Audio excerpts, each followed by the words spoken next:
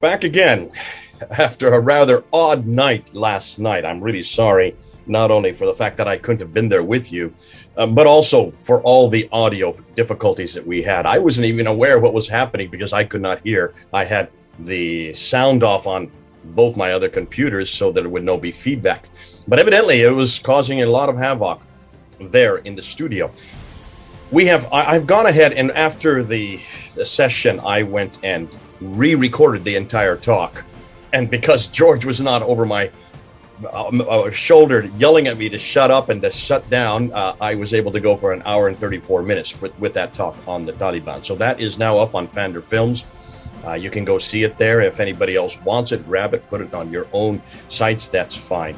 But tonight now we're shifting gears. We're moving into textual criticism, and you've been hearing all about textual criticism today on the Bible, but mostly textual criticism on the Bible. We're now segueing over textual criticism of the Quran itself. And I listening to the panel last night, the four that were up there talking about some of the most difficult questions that were being thrust on us as Christians, and they responded to those difficult questions. And then the question was, well, what are some of the most difficult questions being posed to Muslims, which is polemics. And no one really talked about really what I consider probably the two most exciting, and actually three most exciting questions that are being posed to Muslims, possibly because none of the four on the panel were really involved in this new research. And it has to do with the book, The Man in the Place. The book, The Man in the Place. This is something that Muslims don't know how to deal with. They don't know how to do with the book. They don't know how to do when we confront their original manuscripts, when we confront also the whole evolution of the Quran, how it was put together. And they don't know how to confront the man Muhammad. They do not know what to do with him in the 7th century. And they also don't know how to confront or be confronted. They don't know how to deal with. They don't know how to answer the amazing questions that are coming up now against Mecca, the place, the book, the man, the place, the book, the Quran, the man, Muhammad, and the place, Mecca, all in the 7th century. None of that was brought up last night. And I said, goodness sakes, this is what has changed everything for me. I have never had it this easy. I have never had it this easy in polemics. Polemically speaking, we are in the driving seat, folks. We can pretty much hold Muslims accountable on almost every foundational area of their faith. And I've never seen in 40 years this kind of environment, these kinds of arguments. I have never seen what we now have at hand today. And one of them we're going to do tonight. Tomorrow night, we're going to do another one. And that would be the place, Mecca. But tonight, we're going to talk about the Qira'at. Qira'at. The Qira'at. Now, for most of you, those of you who are watching online, you probably don't even know what I'm talking about. That's okay. By the end of this talk, you will know everything about the Qira'at you need to know, because this is proving to be one of the holes in the narrative. Holes in narrative? Where does that come from? Hold on. We're going to get into that, because there it is. This is what I'm talking about. We're going to unpack this problem right here, this stack of books. Books, they should be one book, right? Those should be one Quran. Oh, they're Qurans, all right. They're Qurans, all right. But no two are alike. And that is what we're going to talk about tonight. And most of you probably don't even know that this exists, don't even know that these arguments are here, would not even know that this was a problem had it not been for one small woman, 5'2", whose name is Hatun. So I'm going to introduce her tonight, and I'm also going to introduce what she found. So let's get right into it, and let's open up the PowerPoint and start from there. Say, the Qira'at Quranic Conundrum. That's the title that I use. It is a real conundrum for Muslims. As you will see, it is a huge problem for Muslims, not just those on the street, but also those in academia. But let's get into it and find out why. Now, what do they claim about the Quran? And the claims are pretty well universal, whether they are radical over here on the right, whether they are nominal, maybe not the liberals so much, but certainly 99% of all Muslims in the world would make these claims. First of all, they would say the Quran is uncreated, that it has always existed. It exists on these clay tablets that are eternal. They would say that this is because of what the Quran itself claims for itself in chapter 85, verse 22. These preserved tablets, and every exegete would say that that is the eternality of the Quran. They would say that it was sent down between 610 and 632, that 22-year period, to a man named Muhammad, there living in first in Mecca and then Medina. And then they would say that it was completed by the time of Uthman, that it was written down in its final form, in its canonical form, in 652, roughly about 20 years after Muhammad died, and that it has been perfectly preserved for the last 1,400 years. Which means the Quran has had no human interference. That's what's important. Perfectly preserved means it has had no word, no letter, nothing that has changed in the last 1,400 years. And they have to say that. Why? Well, how can it be uncreated if it can be manipulated by man? How can it be perfectly preserved if it can be manipulated by man? How can it be complete and sent down in its final form if it was manipulated by man? You can see that would be a contradiction. This is my iced tea. I've got a bad cough because of the sickness I'm having. So I've got to keep toking up. Now, the same question may be asked of Christians. Do we make these claims about the Bible? And no, we do not. The Bible was created. It was written by man. We know who wrote it. We even put the names on most of the books they wrote. It was not sent down to just anyone. It was written on earth by men living on earth, inspired by God. We would admit that. And the Bible was complete. We would agree with that context, that it was complete in its original form, but that there has been changes. It is not perfectly preserved. We know where the changes are in the last 2,000 years. We know when they happened, who probably did it, and we know where they happened, and we're totally transparent about it. So we would never make those 4 claims. And of course, then the 5th claims, we know that it has had human interference. Of course it has, because it's written by men. Therefore, it's written by men. Then it is open to copyist errors, and we talk about that. We bring that up in almost all of our talks. I don't know why Muslims get all up over head over heels, or that's because we would not make the claims Muslims make. Since we don't make the same claims they make about their revelation, we therefore do not have to defend what Muslims have to defend. So this is not an argument for the Bible. This is solely an argument tonight against the Quran. Tonight, I'm not going to sit there and try to confront uncreated or sent down. That happened 1,400 years ago. Uncreated, how can I even begin to confront that? As far as the idea of its completeness, however, or its unchangeability, or the fact that it's perfectly preserved and that there's been no human interference, at those areas I can confront. And that's what I'm going to do tonight. Thus, what we need to find is one Quranic manuscript. That means an entire manuscript, 114 surahs, dated from the 7th century and the mid-7th century, not the late 7th century, but the mid-7th century, 652, because that's the claim they made, and complete, not just a little bit here, a little bit there, one fragment here, one fragment there. I want all 114 surahs, and it is perfectly preserved. What do I mean by that? Well, I'll quote them. They are the ones that claim that there's not one letter, not one word change in 1,400 years. We're going to show that, and you're going to see what I mean. So I'm going to look at 8 areas. The first one we're going to look at is what the modern Muslim leaders claim. I'm then going to look at what did the Muslim scholars say, see if there's a disconnect between them.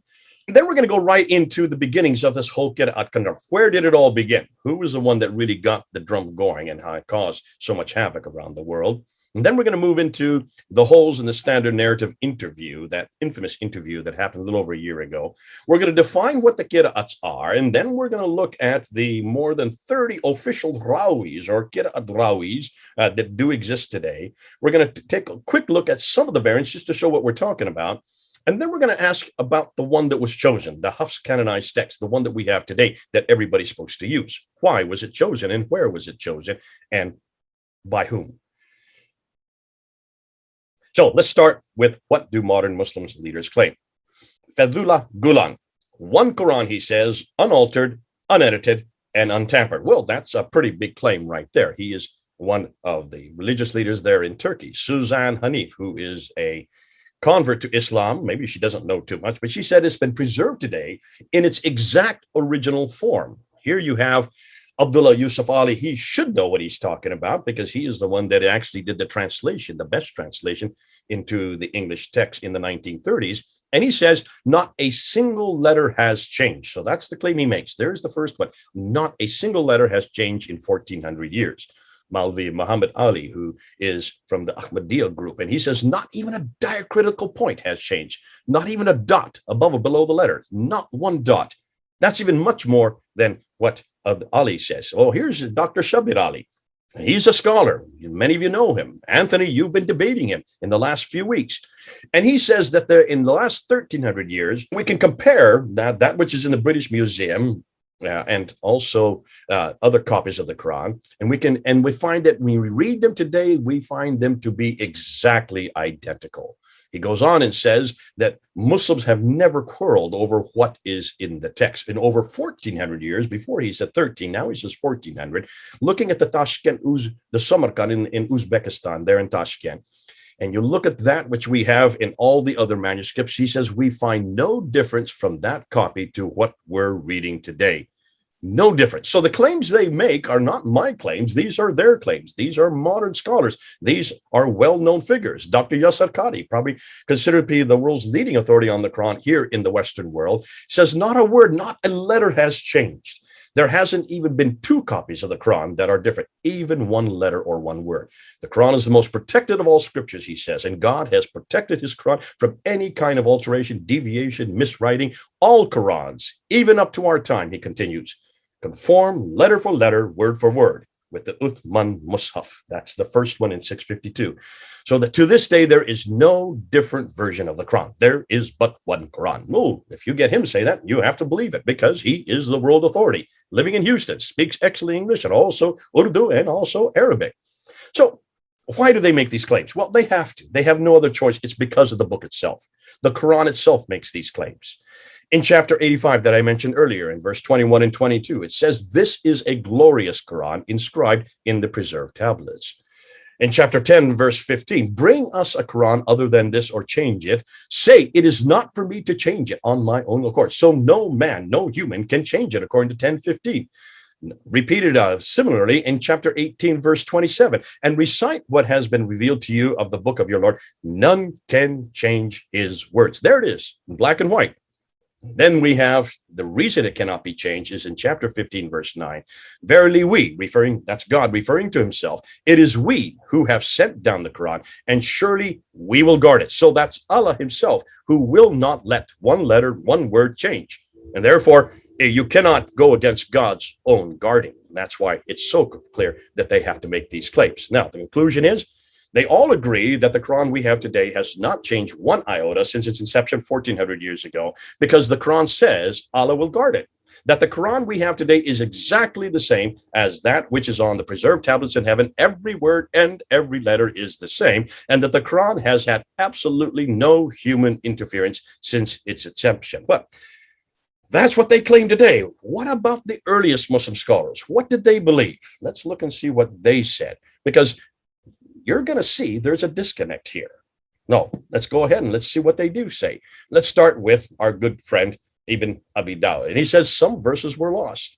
Here you have As-Suyuti. He says some verses disappeared. Sahih Muslim, second only to Al-Bukhari in importance. He says some verses were forgotten. Sahih Bukhari says that some verses were canceled. I'll let you read it on your own. I have to really get through this because I only have 40 minutes. So let me try to get through these as quick as I can. And then you have Sahih Bukhari then is going talking about the verse on Rajam, the verse on stoning. That is now missing. And you have Umar, who's all upset about this and say, what are we going to do? Because we stoned and the prophet himself stoned. What are they going to do when they look at the Quran in chapter 24, verse 2, and they find now it's been changed to 100 lashes. Some verses were overlooked, according to Ibn Abi Dawud. Other verses were changed, according to Muwatta ibn Malik. And then you have some verses were modified, according to Ibn Abi Dawud again. Sahih Bukhari comes back and says that other verses were substituted. And then you have Sunan ibn Majah, who says that there's a verse of stoning, and this is Aisha speaking, of breastfeeding an adult 10 times were revealed, and the paper was with me under my pillow, Aisha is saying. And when the messenger of Allah died, we were preoccupied with his death, and the tame sheep came in and ate it. Fortunately for her, so she doesn't have to do that anymore. But this means that even sheep can eat the word of God. So let's take a look and summarize this. Lost, disappeared, forgotten, canceled, missing, overlooked, changed, modified, substituted, eaten by sheep. Folks, what does this tell you? Does this sound like a book which was compiled perfectly and completely, word for word, letter for letter? Does this not imply intentional human intervention right through its initial compilation, at least for those in the 9th and 10th century, where are we getting all these quotes from?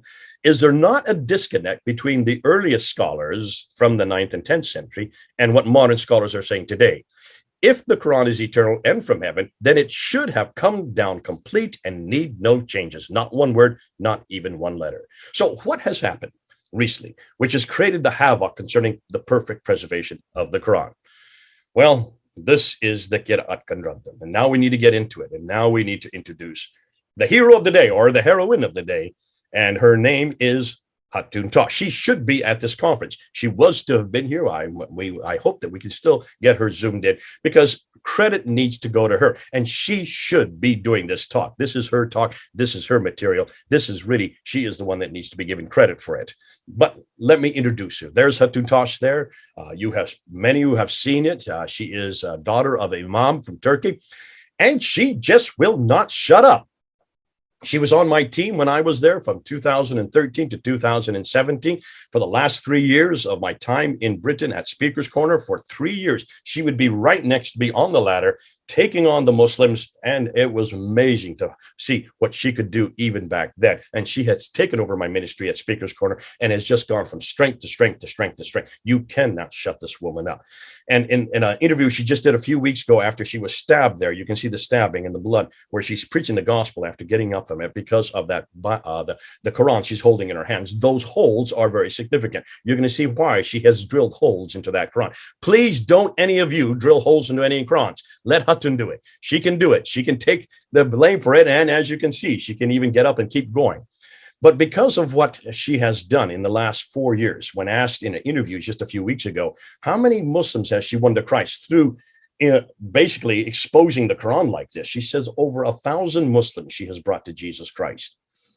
And 17 imams have now left Islam, have become Christians, all because of that 5'2" woman and because of this material. This is why I'm saying, folks, we've got to learn this material. You've got to learn this material. Look how much profit Hatun is getting. And she's doing this in Britain, not in Turkey, in a second language. Now, she does get beat up and she does pay for it because she does have a very unique personality. I will admit, I worked with her for 4 years. I know what she's like, actually 5 years. So I know her well. I'm still working with her. But there is something happening in the world because of this woman. And it all has to do with what she found. Now, this is what she found. Let me just name them as we put up. I'll try to do them as quick as I can. She found Al-Susi's Quran. Then she found Ibn Ja'far's Quran. Then Yaqub's Quran. Duri Abi Mamar's Quran. Then Ibn Amir's Quran. Then she found Khalaf al-Ashar's Quran and Al-Daif Ibn Khalad's Quran. And then she found Watch, the Al-Azraq way. She found another Watch, the Al-Bahani way. And then she found Ibn Jamaz's Quran.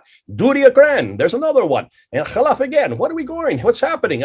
I hold on a minute. Stop. You're going too fast. Shoba, another name. And then she found Al-Isana. And then you have the Hisham's Quran. And then you have Al-Bazi's Quran. And Khalaf once again. Another Khalaf, a Shoba, another Shoba. And then you have the Imam's Quran. And then she found the Khalun's Quran. And there, Ibn Kathir's Quran. Not the Exegete. This is another one. Another Warsh. Look at that. And the Raf Quran. And then a Shoba Quran. And then she ends with the Khalud Quran. Take a look at these.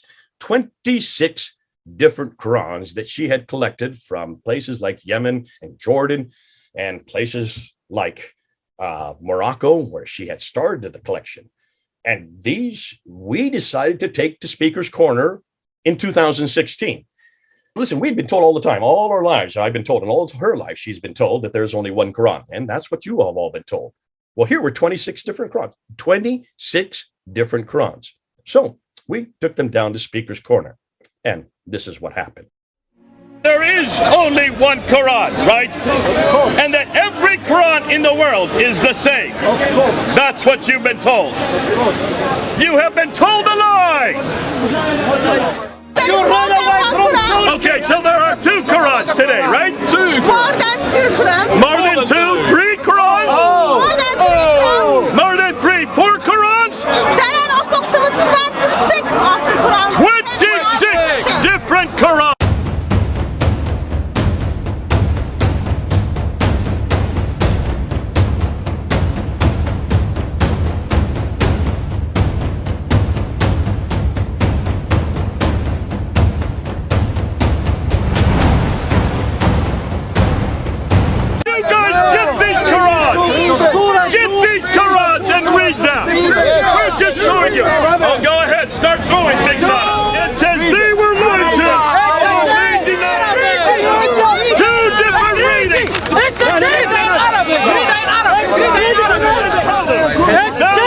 difference. Look and see which has the Fatta and which has the Dhamma. The difference is between Fatta and Dhamma. Read it. Read it again. حتى يقول حتى يقول Read it again. The prophets fought, but by the time you get to the point, they were killed. That is a huge Attention. Don't give up. Your faces, Muslim people, your face from here. Come. You better go. We're going to make it more and more difficult for you. Okay, let me just unpack what you just saw there. That happened way back in 2016. We held up Hatun's 26th Quran there in June of that year. First time that had ever been done, I think, anywhere in the world. I don't think anybody had ever done that before. Well, you can see why. Because look at the reaction of the Muslims. They tried to pull the examples we were showing, text with text, different examples of verse after verse after verse. We had about 70 different verses there that we were showing. They grabbed them. Fortunately, they're cellophane, so they didn't tear. And then over on the right, see that man there? That's Muhammad Hijab. He was in the crowd. You all know who Muhammad Hijab if you've been watching the internet. He was there filming me. And then he goes over to the side. You saw him over to the right, telling all the Muslims to come to him, to leave our ladder. Don't look at what they're showing you, he said. Don't listen to what they're saying. Motion them not to listen, not to look. Obviously, he wanted to tell them what was going on. And he must have, right? You would think. We now know he had nothing to tell them. He had not seen this himself. He didn't know anything about this. And this was the first time he had seen these different Qurans. He didn't know how to engage us at all. Could it be that he was going through a crisis of faith on that day? I don't know. There's no way, because I've not talked to him about it. This is why this is such a problem. Let's look at this graph. The Quran's beginning. Muhammad dies in 632. We all know that, according to the standard Islamic tradition, or standard Islamic narrative, as we're calling it. We begin with one Quran at the time he dies. That's what we're told, right? But then Jibril gives him 7 different readings. So now there are 7, actually 6 different ones above and beyond the one that he has revealed. So now there are 7 different readings, or 7 different Qurans. Now, back to 7 Qurans now. Not 1, but 7 by the time he dies in 632. Uthman then comes and finds that there's a real problem with it. And so he eradicates and destroys all the other Qurans and brings it back down to just 1, the Qurayshi Quran, right? So we now have only 1. So where did the 30 Qira'at Qurans come from that we now have today? You notice it's not no longer 26, it's now 30. Why has it become such an issue today?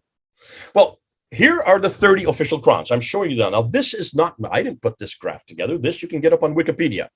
These are the official readers, which would be the Qira'ats, and the transmitters, which would be Rawis.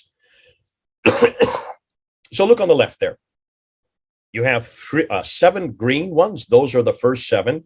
And then you have 14 purple ones, and those are the students of the first 7.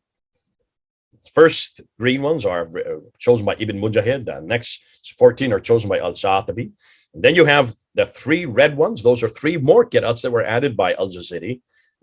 And then he added another 6 students to those 3. So look at the ones on the left, the ones in green and red. Those are the 10. Those are the ones that Muslims always talk about, the initial 10. But those initial 10 are not at the time of Muhammad. Take a look at the dates. Notice the dates. I put the dates there. No one else wants to put dates in. I put the dates of every one of these individuals when they died. I want you to look at when they died, but also look at when they lived. Because the readers, if you notice, not any of them lived at the time of Muhammad.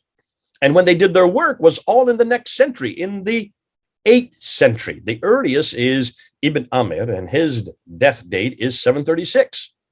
That's well over 100 years after Muhammad. So he never knew Muhammad, and he never even lived in the same, or he lived in the same century, but he didn't do his work in the same century. And none of these, they start from 736, the first 7, and they go all the way up to 805. That's the 9th century. In fact, that man, Al-Qasai, he was born 100 years after Muhammad. So those are the first 7. But then look at 3 below that. That makes up the 10. There's 748, 821, and 844. Oh, I could unpack this for hours, but I'm not going to. I just want you to look at that to remember, because when the Muslims tell you of the great 7 and the great 10, those are the ones on the left. But let's hold on. Let me just show a little bit more of what we're talking about. So here are the readers: Nafi from Medina, Ibn Kathir from Al-Maki, Mecca. That means Abu Amr from Basra, Ibn Amir from Damascus, Asim from Kufa, Hamza from Kufa, and Al-Hisai from Kufa, chosen by Ibn Mujahid in 936. Notice they are not chosen until the 10th century, though they were all writing in the 8th and the 9th century. They don't get chosen until the 10th century. Significant, because that's 300 years after Muhammad. And then the transmitters, the Rawis, they don't get chosen until the 12th century, the end of the 12th century. That's 600 years later.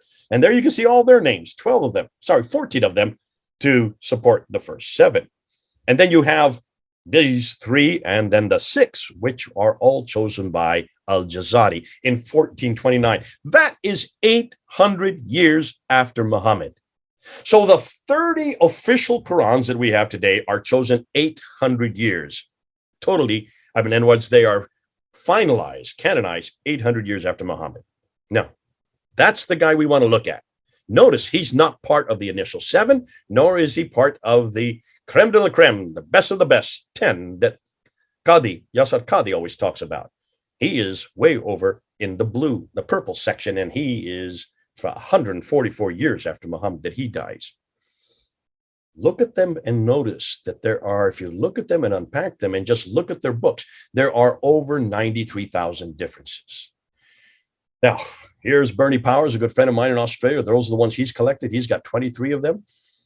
Hatun has currently 37 of them. I have got just 9 right here that I just bought off the internet, and you can buy these as well. They're quite easy. I got these from Illinois here in the United States.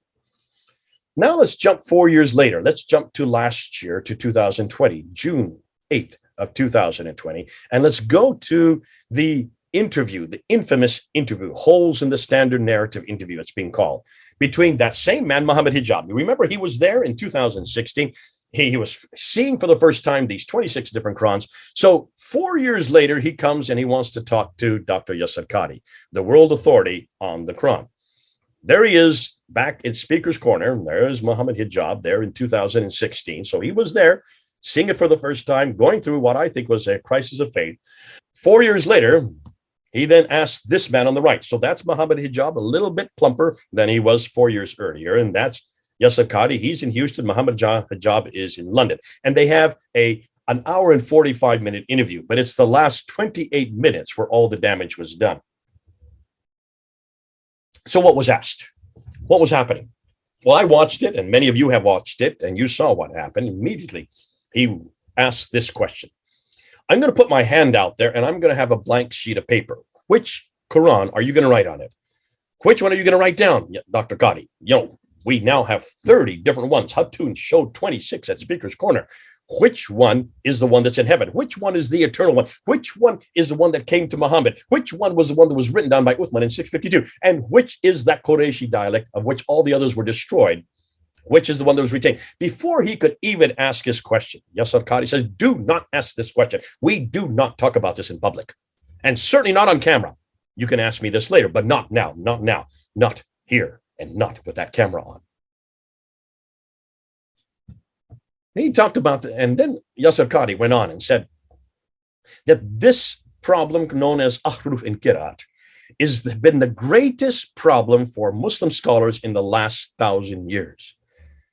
And then many of the Western students, advanced students now and that only advanced students does he allow to take the deep dive to join his class and learn about it. Obviously, Muhammad Hijab is not an advanced student, so he's been left outside.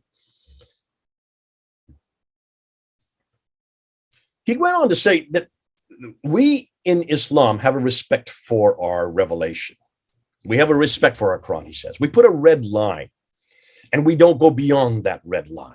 We don't allow other people to go beyond that red line. The problem is he's living in the West. And the West has come leaps and bounds. And when he went to Yale University back there in 1995, he suddenly realized there were no red lines there. And suddenly he realized that people were asking all kinds of questions. And that's when he gave his famous quote. He turned towards Muhammad Hijab and he says, you in the East, you have holes in the classic narrative. Holes in the classic narrative. Finally, after 25 minutes, Muhammad Hijab asked one last time, please, which Quran are you going to write here? Which is the one you're going to put there?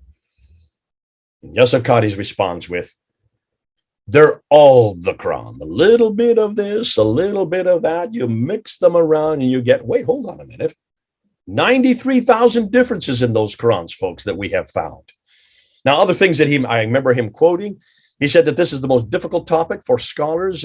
We don't tell converts about this. We wait till they are much more advanced before we get into this subject. And only the most advanced do we let them have that deep dive. And Western scholars, he went on to say, are looking at us now with like emperor with no clothes. And then he interestingly made a huge admission. He says in the last 25 years, since he did his doctorate there at Yale University on this very subject, in the last 25 years, I have never done a lecture on this, and I never will. And he said, don't ask me what was written in the blank Muslim. He just didn't want to talk about it. When he was finally, push came to shove, he finally said, they are all the Quran. Within 2 weeks, they had to take down all the comments from both their sites because there were so many Muslims leaving Islam, so many Muslims blaming them and putting the blood of their guilt on their shoulders. Within 2 months, they had to completely delete that interview from both of their channels. You will not find it on their channels anymore. That's how damaging that interview is. That's how damaging these Qira'at are. And that's how damaging what Hatun has found is against the preservation of the Quran. Let's define what we're talking about. So what do we mean? Well, to understand what we're talking about, we need to do a little bit of historical overview. The Arabic language, which is used in the Quran today, does not come from the Hijaz to begin with. It comes from much further north. It's the Nabatean, way up near Petra. Surprise, surprise. But in that text, in the script, in the textual, the text that was used there in the 7th century Nabatean Aramaic, they only had 16 consonants, known as razam. Now, this is a problem because you couldn't know what you were reading. There were so many different variations that you could put to every one of those letters that they had a difficulty that needed to be resolved. And so what they did is they started adding what they called dots or ijam, and then vowels or haraka. This was done in the late 7th century and into the 8th century. So by the 8th century, then they had not just 16 letters, they now had 28 letters, which we have now in the present Arabic today. But here's the problem. Depending on how many dots you put in, and there's up to 5 dots, and how many vowels, you can pronounce it many different ways, depending on what you have. So let's just take a look and see what we're talking about. So here you have a script that has no dots and no vowels. This is the Samarkand manuscript on the left, and there's the Sana'a manuscript on the right, both from the 8th century. No dots, no vowels. How do you read? A Muslim looking at that or an Arabist looking at that would not know how to read that because it could be all kinds of letters. Excuse me. Here are the 28 letters that are used today. Now, amongst those 28 letters, the Aleph, the Kaf, the Lam, the Mim, the Ha, and the Waw, those 6 do not require any dots. Those are unique letters. The other 22 all need dots. And you see, they all either need dots or don't need dots to have the same derivation. So 22 of the 28 letters do need dots, all of which were invented or created in the latter 7th and the early 8th century. Here, I'm going to give you an example. So if you just take one little bold shape, which most letters start with, and you put 1 dot above it, it's a nun or the N sound that we would have in English. 2 dots above it would be a ta or the T sound that we have in English. 3 dots above it would be the tha or the TH sound that we have in English. 1 dot below it without the other 3, and you have a ba or the B sound that we have in English. 2 dots below it without the 3 that are at top, and you have the ya or the Y sound. So you can see 5 different dots give you 5 different letters. You can get, and that's the problem, because obviously you can start adding those dots. Hold on a minute. What about the vowels? Because there are 3 vowels that didn't exist in the 7th century either. The first is the kasra, which is the E sound. And then you have the dama, which is the U sound, that little curlicue above the letter. And there you have the fatha, which is the A. That's a BBB that you see in front of you. So you have 3 vowels and 5 dots. You imagine that. With a smiley face, given the vowels and the dots that you have, you can get 19 different words, depending on where you put the dots and where you put the vowels. Al-Fadi, my good colleague and friend, he says you can get up to 33 different words using the dots and vowels. And here's the dilemma. If from these 16 letters, you now have 28 letters, to choose from, and an additional 3 vowels for every letter. There are so many different possibilities of words to create. With no overarching authority until the 10th century, anyone who could write began to and make their own choices. Once they wrote down their derivations of what they thought the text said, they wrote their names on their books, and the first 7 of whom were known as the Qira'at, or readings, chosen by Ibn Mujahid in 936, 300 years after Muhammad. They then took on students who wrote their own derivations of what they thought the Quran said, and another 14 of these students, known as Rahwis, were added in 1194 AD by Al-Jazari, 560 years after Muhammad.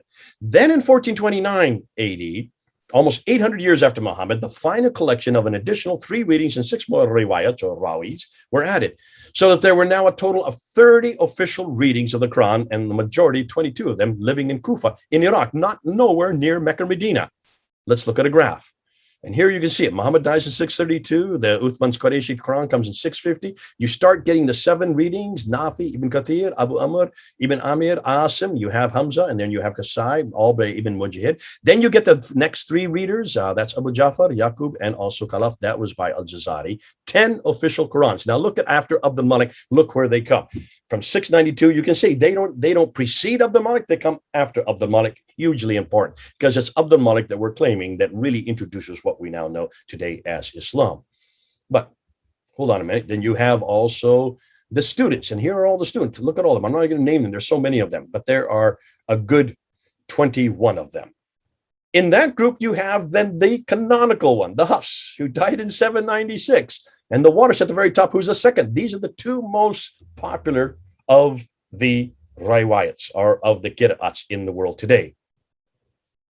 30 official Qurans by the end of the 15th century, all coming after Abdul Malik. Here is what Hatun has done. She's put them out and she's showing you some of the difference. You can see the tens of thousands, some of them 5,000 differences just between them and the one that she circled there in black, which is the Hafs one. So you can see that this caused all kinds of problems. Now, when you look at these, I'm just going to put them up on a graph again, but I want to show you also, take a look at what we now know as the traditional writers. Remember, we've talked about this, and we'll say more about this tomorrow. Ibn Hisham dies in 833, and you then have Al-Waqidi, thus the Sirah. Then you have Al-Bukhari, Sahih Muslim, Ibn Dawud, you have Al-Tabari, and them, and they all come in the blue. Those are all the Islamic traditions, the standard Islamic narrative. They come after these Qira'ats. So these Qira'ats are all introduced, but they don't get chosen until after Al-Tabari, because Ibn Mujahid comes even after Al-Tabari. So when they get chosen from the 10th and the 12th and the 15th century. So even after the standard Islamic narrative, you still don't have the Qira'ats that are in place. You only have the references to them. 44 years after Abdul Malik for the first one that comes out. And of course, when you look at the traditions, they're 140 years after Abdul Malik for the beginning of the traditions.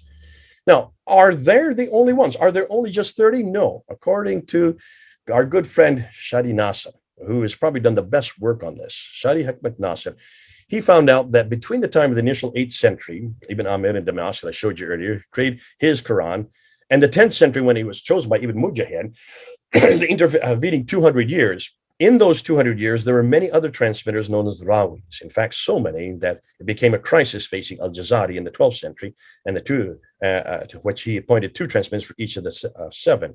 So how many does Nasser estimate there could have been? Well, he just looked at 4 of the Qira'ats and the students that came after him.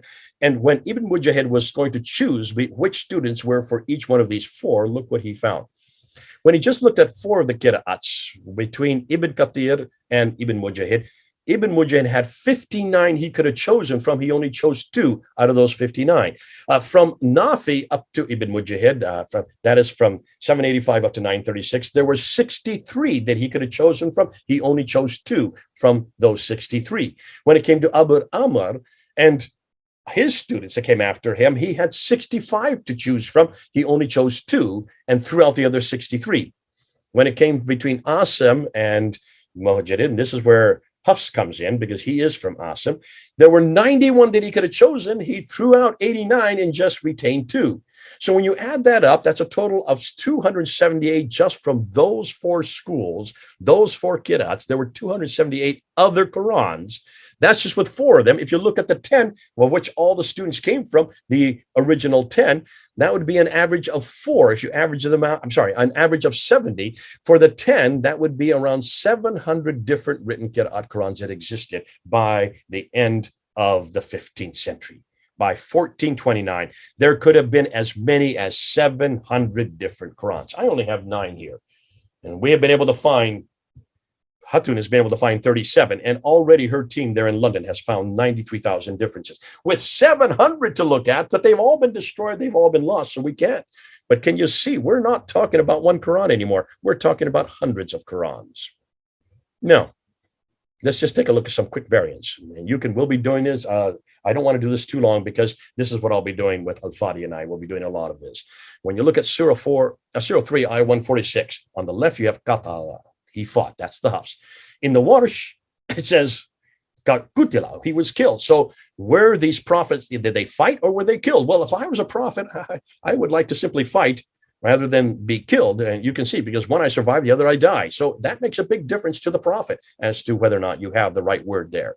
Here is in chapter 43, verse 19. Ibadu, slaves on the left, and Rao, you have Inda. Completely 2 different words, seemingly. One says, the Badu says, and they make the angels who are slaves of the beneficent females. On the Rao, it says, and they make angels who are in the presence. So one are slaves, the others are just simply in the presence. So are the angels slaves of Allah or simply in the presence of Allah? Is it the slaves or those in Allah's presence who will be made females? If I were an angel, I would prefer being in God's presence than his slave. And if I were an angel being a male myself, I would prefer being a male rather than a female, thank you. So you can see this does change the meaning. Does it change the practice? Not necessarily. But this does here. In chapter 46, verse 15, here you have on the Hafs on this left, which is the standard narrative or the one that's canonical, Ishanan, which means doing good. Al-Duris has it as Husdan, which means beauty. And we have enjoined on man doing good to his parents, or in course, Al-Duri, it's we have enjoined on man beauty to his parents. So are men supposed to do good or be beautiful to their parents? Well, I'm a parent. I have 3 boys, and I would prefer that my sons are good rather than just be good looking. Here, 98 verse 6, chapter 98, verse 6, you have Bariati versus Bariati. One is abiding eternity therein. Those are the worst of creatures. It's talking about us, the people of the scripture. We're the polytheists. Are we in hell because we are the worst of creatures, according to Hafs? Or are we in hell because we are the worst of the innocent? Hold on a minute. This has a huge ramifications for me as a Christian. Are we Christians the worst creatures, or are we innocent? What are innocent Christians, Jews, and polytheists doing in hell to begin with? So you can see, as you unpack these are just 4 of 93,000 we have found. You can see how the damage this does just by changing the talk, changing the vowels, changing the letter, which changes the word. When you change the word, then you change the meaning. When you change the meaning, you change the doctrine. You change the doctrine, you change the practice. So how in the world was the Hafs, the one that became the canonical text, how was it chosen? 1924, they had a trial crisis because you had 30 different Qurans, and they were having there in Cairo, just the city of Cairo, they were having tests. Standardized tests. And with standardized tests, you got to have standardized answers, but they weren't. They were getting 30 different answers. And so they had a dilemma on their hand. They needed to find one Quran so that all the answers would be the same. And so they went to and asked Muhammad bin Ali al-Husaini al-Haddad, who was there at Al-Azhar University, the primary university in the Muslim world, there in 1924. They went to him and asked him to choose one of the 30, just one. And he chose the Hafs. Hafs, who was from Kufa in Iraq, not from anywhere in Mecca, not from Mecca or Medina. He was way up in the east, hundreds of miles away, and he died in 796. His Quran is right here. This is his Quran. This Quran right here. And this is the one he chose. He wrote this Quran 144 years after Muhammad died. And yet this is the one he chose. They took all the other Qurans and they dumped them into the Nile, thinking that would get rid of them. Little did they know that you can still buy them today, as I have just done right here. Hatun has been able to find 37 of them, even more than the 30. Bernie has found 23 of them. If you look at the Hafs alone, Hatun has found 7 different Hafs, because between 1924, there were then corrections made and other corrections made. So they then had to create a standardized text for all of Egypt in 1936. So in 1936, they then made the standardized text that had been corrected 7 different times between 1924 and 36 in that intervening 12 years. And that one then became the text for all of Egypt so they could have standardized testing in all of Egypt. That was 85 years ago, folks. That was known as the Farouk edition, named after King Farouk, who came to power that year. Now, over there in Saudi Arabia, they saw what was happening in Egypt and they got jealous and they said, hold on a minute, if they can do that there in Egypt, why can't we do that all over the world? And so King Fahd, who came to power in 1982, he then commissioned and said, we want to make sure that the Hafs copy is the text that is used all over the world for all the schools. And that was that in 1985. That's just 36 years. Folks, if you were living in 1985, you are older than the Quran. You are older than the Hafs. You are older than the standardized text. That must make you feel old. So let's have to come to conclusions, because I see I've now gone over my 40 minutes. When all is said and done, what have we concluded? We now know that what modern Muslim scholars claim is not what early Muslim scholars believed. Holding up the 26 Qira'at Qur'ans there at Speaker's Corner in 2016 opened up a whole can of worms for Muslim scholars and also for Muslim pundits, and as we now know, for those on the internet. In the interview that happened 4 years later on June 8, 2020, that created a platform for us to go public with the Qira'at narrative. And that's why we have jumped on this. And for the last year, we have been putting up video after video after video, and we're seeing not just tens, we're seeing hundreds of Muslims leaving Islam because of that interview.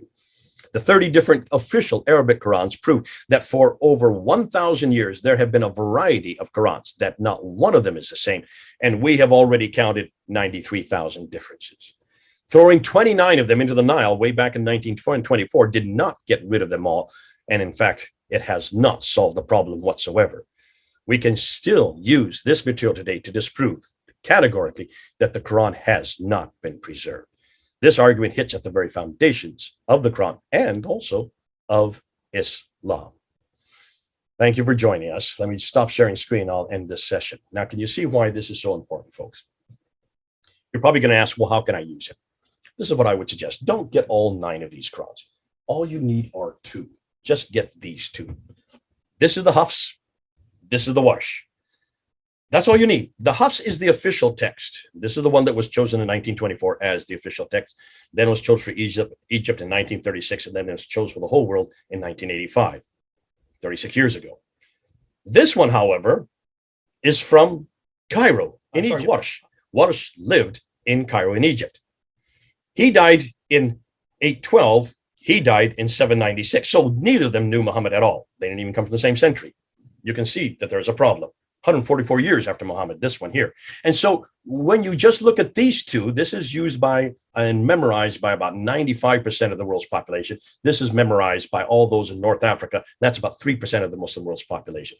When you just compare these 2 texts, there are 5,000 different letters, 5,000 different words, 5,000 different meanings, different beliefs, different practices, you name it, we've got it. You can see why this is a problem. This is why Muslims do not want to debate you on this. They don't want you to talk about it. They would rather you just curled up and go home, because that is why then Hatun got stabbed, because she dared to then drill those holes in her Quran, saying, you have holes in your narrative, quoting Dr. Yusuf Qadi. And you can see how she had to be protected by those police. You can see the picture that I put up. She had to be protected by the police because they wanted to kill her. And finally, a little over a month ago, one man almost did kill her. I don't know how she survived. Oh, I do know how she survived.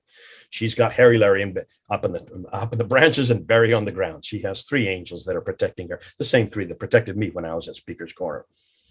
God's going to continue to protect her. But folks, this is a discussion that you can have immediately.